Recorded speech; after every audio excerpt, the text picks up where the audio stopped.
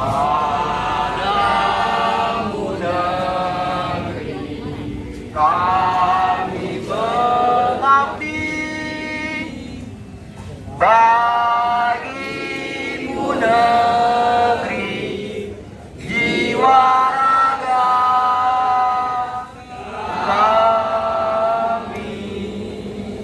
Padamu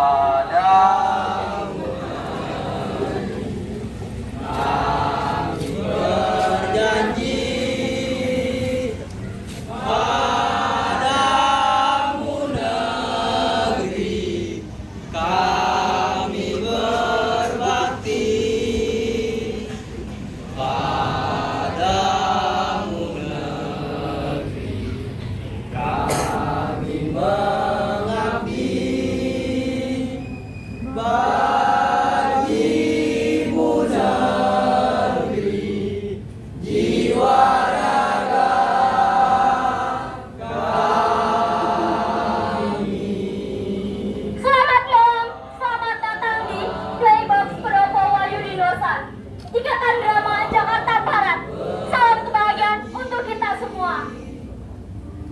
Rekan-rekan, abang-abang, kakak-kakak sekalian, izinkan saya memperkenalkan diri, juga mengantarkan pertunjukan malam ini.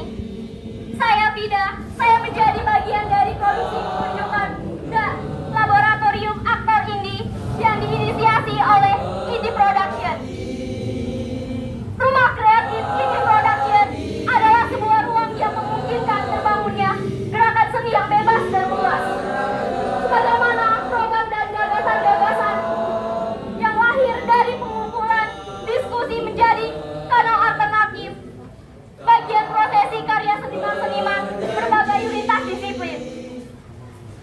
Setelah tahun lalu mengemas sebuah event Indie Art Fest yang keseluruhan prosesnya tanpa melibatkan instansi dan juga lembaga lain sebagai pendukung produksi. Kali ini Indie Production mengemaskan produk laboratorium aktor ini dengan tujuan untuk memberikan kesempatan berekspresi dalam karya pertunjukan sekaligus mengaktifasi ruang yang ada. Lalu tentang pentas pertunjukan Spasi. Spasi adalah naskah karya yang ditulis atas dasar kegelisahan tentang warga tahun 1998. Sebuah fragmen tentang kondisi psikologis keluarga korban yang terjadi korban tragedi penculikan aktivasi mahasiswa. Baiklah para penonton, inilah pertunjukan laboratorium aktor indie dengan lakon berjudul Spasi, karya dan sutradara Ayang MH. Selamat menyaksikan.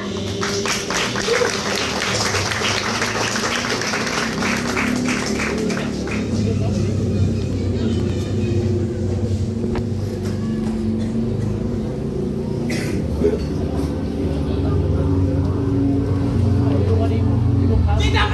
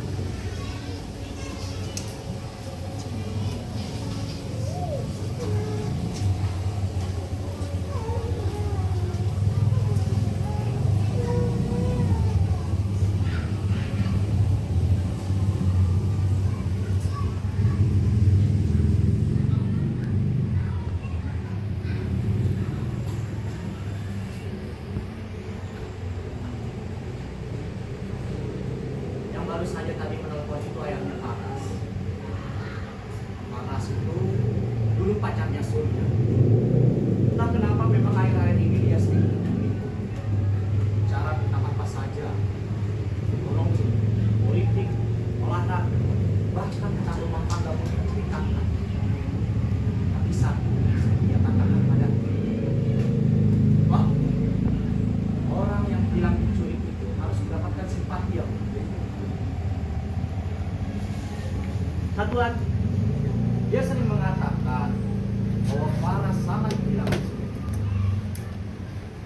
Memang kita sangat sulit menyatukan antara kata-kata dan perilaku.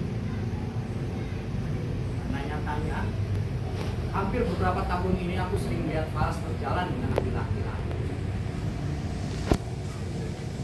Karena cinta sampai saat ini sangat sulit.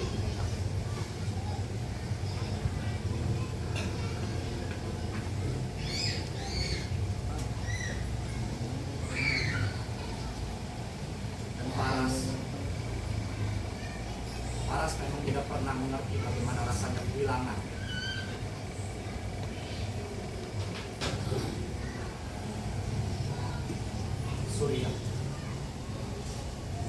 Surya adalah anakku. Anakku sampai hari ini tidak pernah kembali lagi.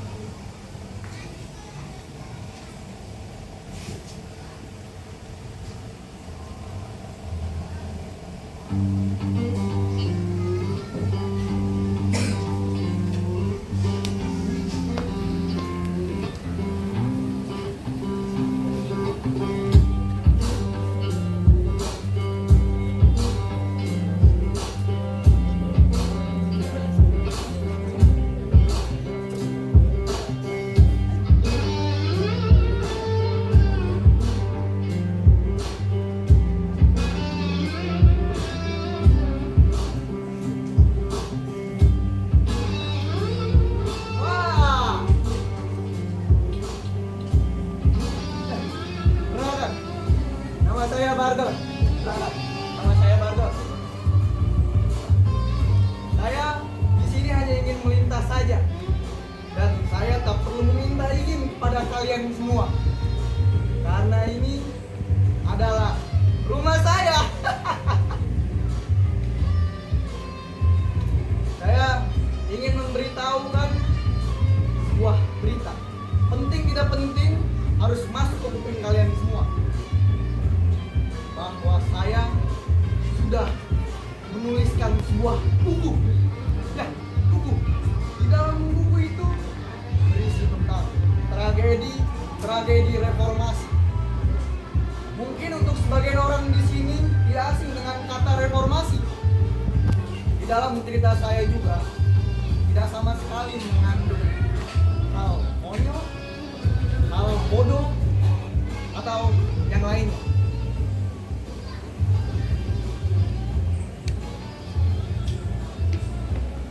Tapi untuk sebagian orang menganggapnya sebagai kekonyolan yang naif atau berita kesia-siaan belaka.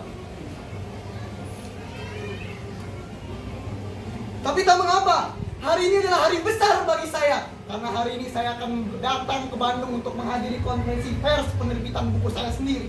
Dan di sana ada teman saya menyuguhkan sebuah kopi dan gudang garam filter.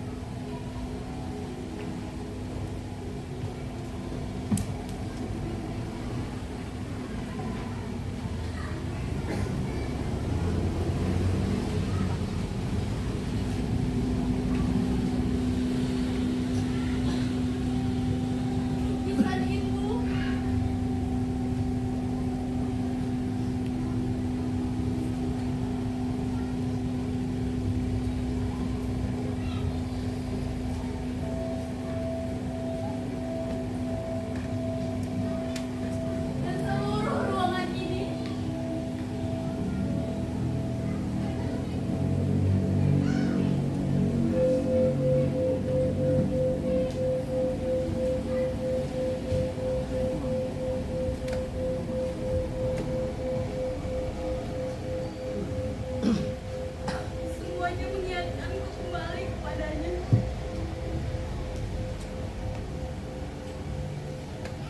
Seperti ini juga keadaannya.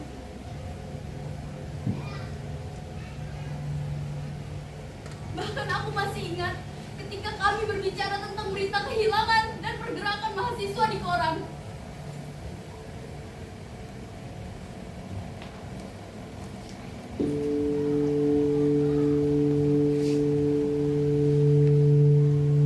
Waktu itu setelah beberapa waktu dia tidak kembali.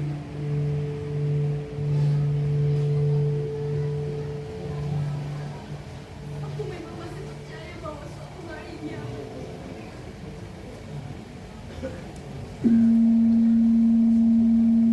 Kenapa kau harus tidak percaya? Apa salahnya punya harapan?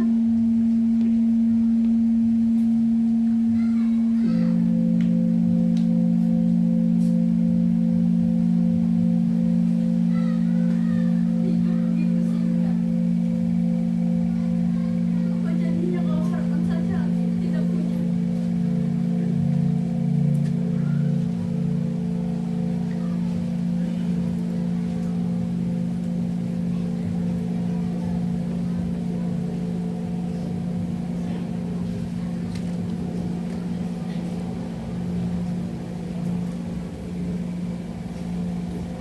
Dan dia memang kembali saat itu.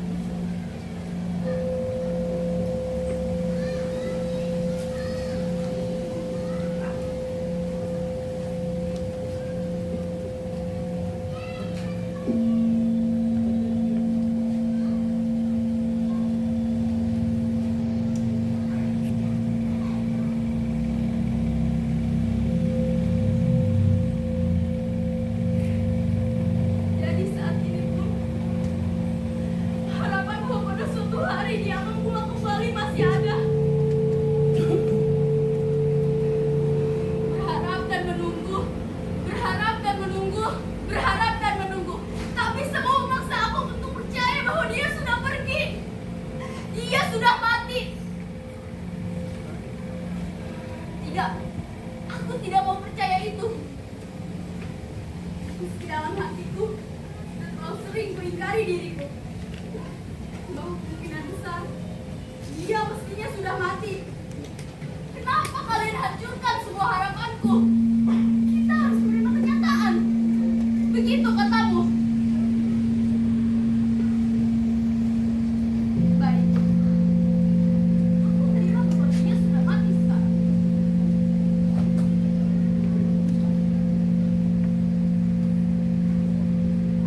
Tapi aku tidak terima kalau dia itu mau diculik, dianiaya, dan akhirnya dibunuh.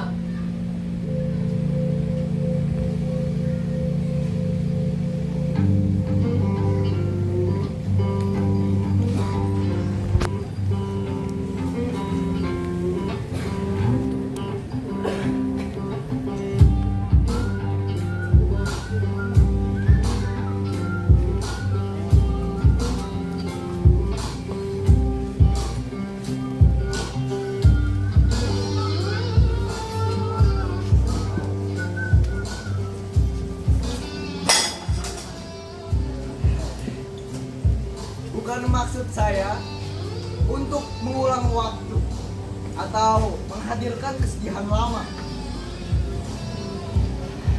Tapi apa salahnya mengingat masa lalu?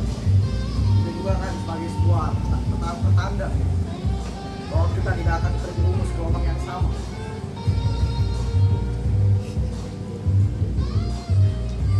Oh ya, saya 2 jam lagi ke Bandung dan kereta cepat Bijir Bandung International Jakarta Route akan tiba sejam lagi. Jadi saya tidak akan mau bertele-tele di sini. Saya akan ke belakang dulu untuk mengurusi surat-surat saya. Permisi.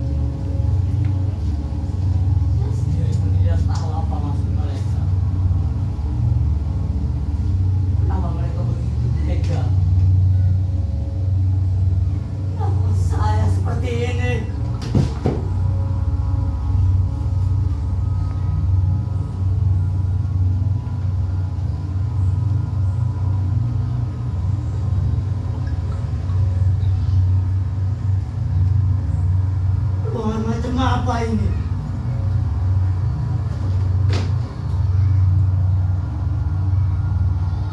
Tempat macam apa ini?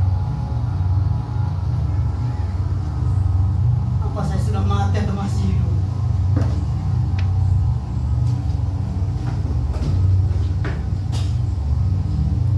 Tapi saya tidak bisa berdiam diri saja di sini. Saya harus keluar. Saya harus keluar. Saya harus keluar. Bagaimanapun caranya itu. Saya harus keluar. Saya harus keluar. Saya mau keluar. Saya harus keluar. Keluarga saya menunggu saya di rumah.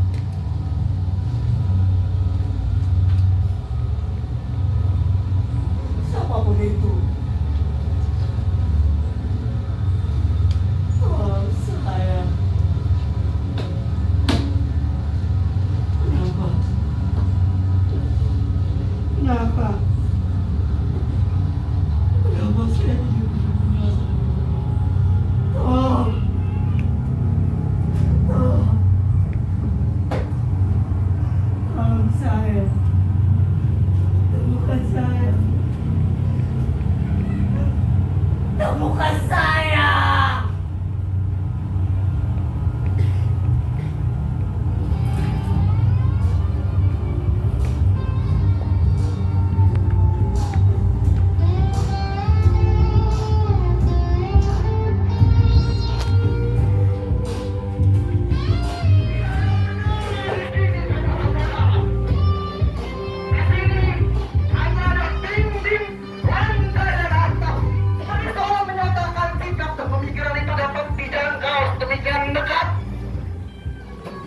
Tapi apakah memang seperti itu, saudara-saudara?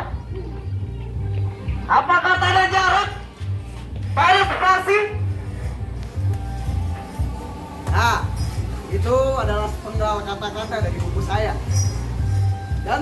buku saya itu mengandung filosofi spasi. Ya, filosofi spasi. Di dalam spasi itu adalah antara jarak yang satu dengan satu yang lainnya.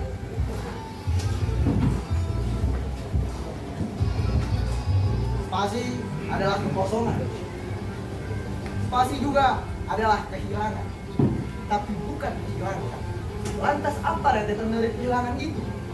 Maka pada batasan ini semua itu coba dihadirkan sebagai sebuah pengingat, sebagai ungkapan perwujudan reaksi.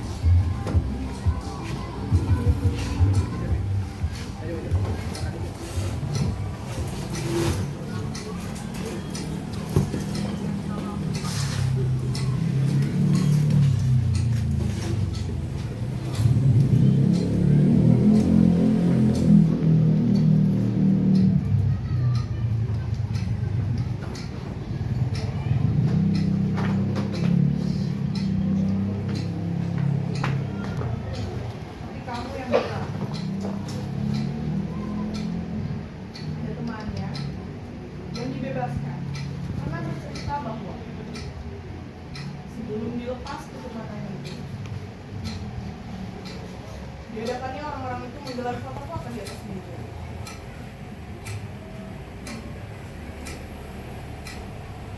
Itulah foto keluarga temannya, foto orang tuanya,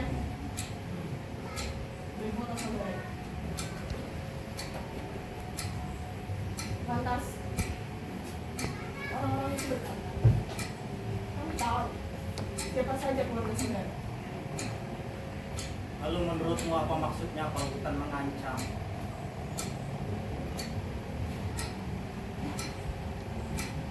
Menurutmu apa?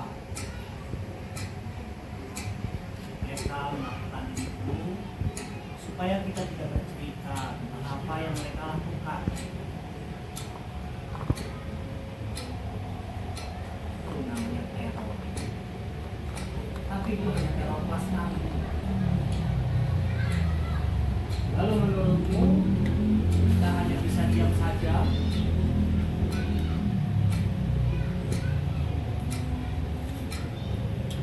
Sudah 10 tahun.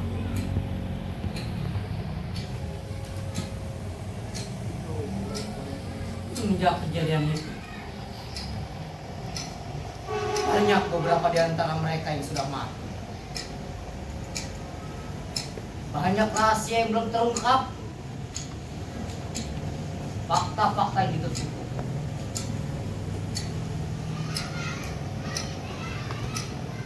Lengkap. Seorang Munir saja sudah mati.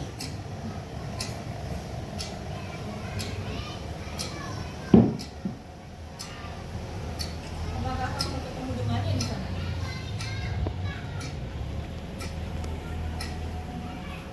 Meninggalkan sunyi sendiri di sini.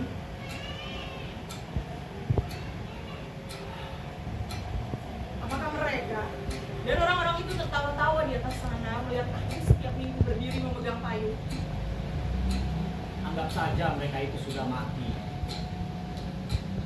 Tapi apa salahnya kalau kita menganggap mereka itu masih ada?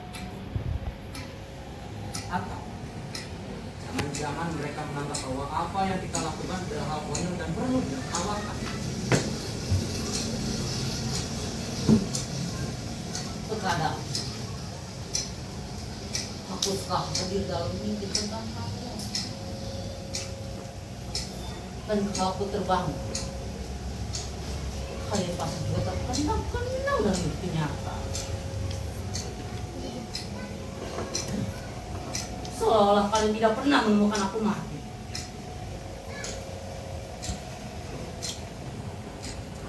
Kemudian kenangan kenyataan sehari-hari tidak bisa bersama lagi. semua memang terasa memberat.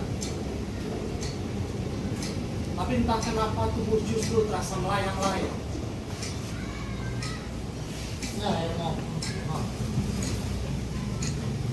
Jauhkan saya dari dendam. Menurutku, kalau amarah kita masih sama dengan hari itu, lalu kita diam hari ini,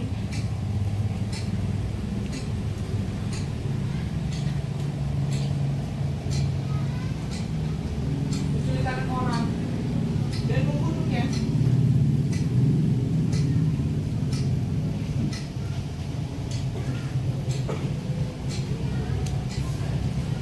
Apakah setiap orang harus merasakan kehilangan anggota keluarganya terlebih dahulu supaya bisa sama marahnya?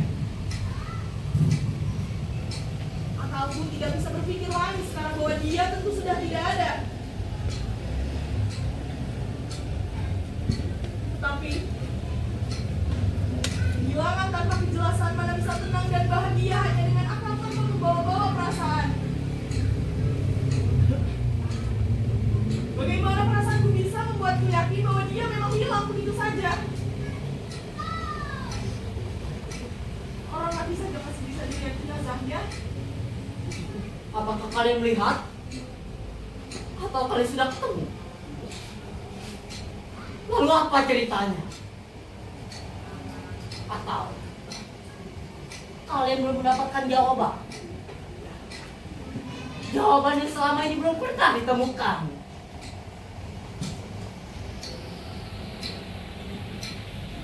bagi yang masih hidup mungkin bertanya lalu menjawab sendiri.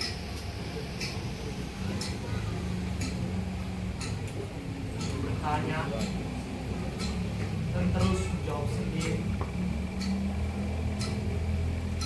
Hingga pada akhirnya ia pun harus merasa sendirian. Lalu pertanyaanku adalah,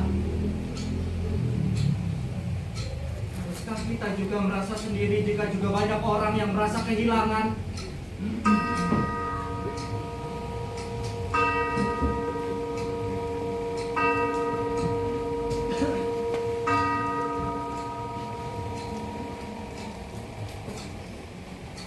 Sebetulnya tidak pernah mereka itu membicarakannya. Bahkan seperti lupa. Sampai beberapa tahun sudah banyak yang berubah. Banyak juga yang tidak pernah berubah. Rasa-rasanya aku pun sudah mulai lupa sekarang. Susah rasanya mengingat-ingat apapun. Lupa hal ini, lupa hal itu. Aku masih ingat tentangnya. Masih ingat wajahnya, tubuhnya. Aku justru masih sering bertanya-tanya, bagaimana kondisinya saat ini jika dia masih hidup? Atau jika ia memang ada di sana, bagaimana dia di sana saat ini?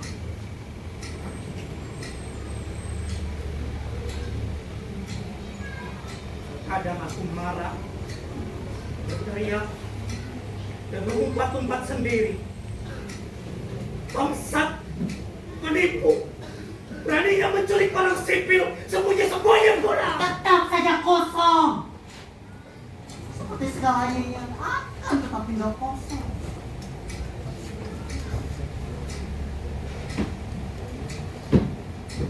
Apakah ini akan menjadi sebuah rahasia yang kalian sendiri tidak tahu apa isinya?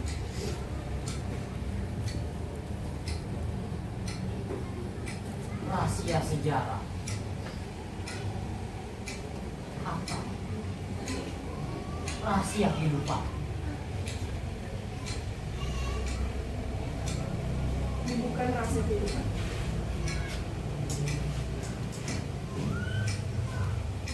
Ini suatu aib, suatu kejahatan tidak akan pernah terbongkar.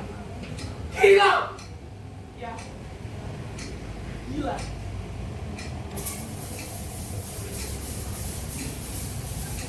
Dan sekarang para penculik itu sudah jadi penguasa.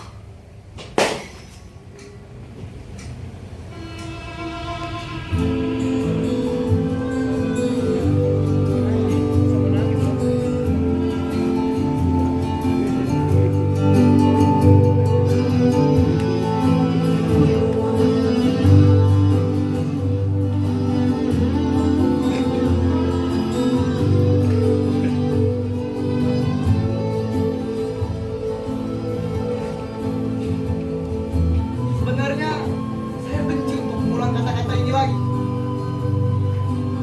Saya pardon. Saya adalah jarak yang ingin disuarakan. Di sini. Tertembak Terima kasih. ketika aksi, dadanya berdarah terkapar di jalan sepi, pedih panjang pasti dan melukai.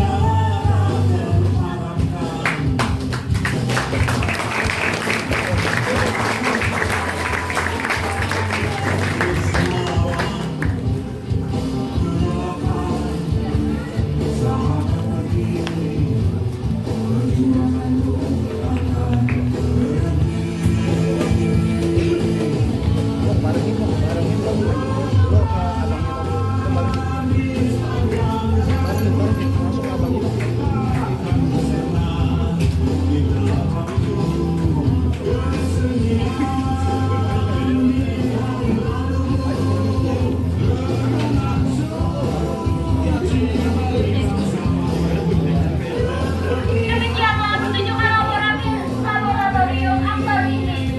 Saya perkenalkan para pemain. Arka sebagai Kardor, Ariku lalu sebagai anak dan korban, Andini sebagai perempuan, Teguh Priyo sebagai laki-laki dan ayah, Awal sebagai ibu, dan didukung oleh teman-teman teater Antasena, yaitu Haida, Joko, Farel, Elam, Iki, Dava, Faris, Nadia, Kesha, dan teman-teman gangster Om, Hasan Bungsu, Adit, Reza, Dayat, dan saya Vida, dan juga tim aktris Ring, penata musik Wisnu Tirtayasa, penata musik Wisnu Tirtayasa, penata